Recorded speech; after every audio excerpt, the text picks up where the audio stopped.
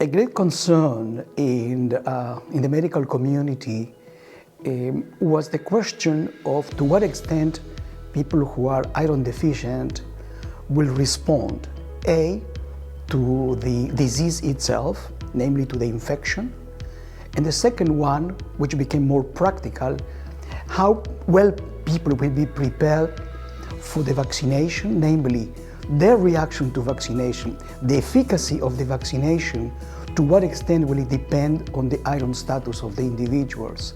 Because a large part of the population in general is iron deficient, and they tend to be less efficacious in terms of the response to vaccination because the immune system depends on iron.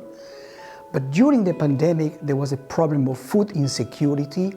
People did not have access either to nutritional sources or to proper supplements when needed to be supplemented or treated sometimes with external iron, and therefore they became very deficient.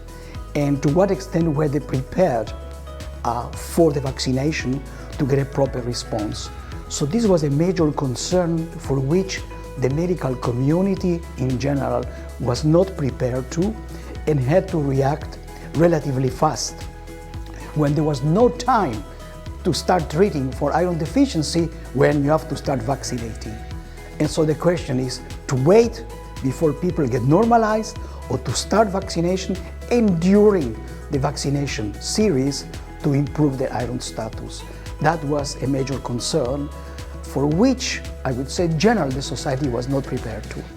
Well, this Congress deals primarily with a product that has a major advantage because it is absorbed by a non-canonical pathway.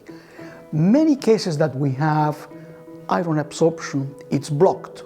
So we have what we call refractory anemia or refractory iron deficiency, namely refractory to oral treatment. And when this is the major option, I would say. And therefore, when you have a new tool that can bypass this obstacle that exists in large part of the population, there is a major advantage to it, especially if there are no side effects. So when you have this alternative, it should be more and more used, even in cases where it's not clear the source, because whether it's a nutritional cause or a disease, an inflammatory cause, this particular product can furnish the required amount of iron for our body.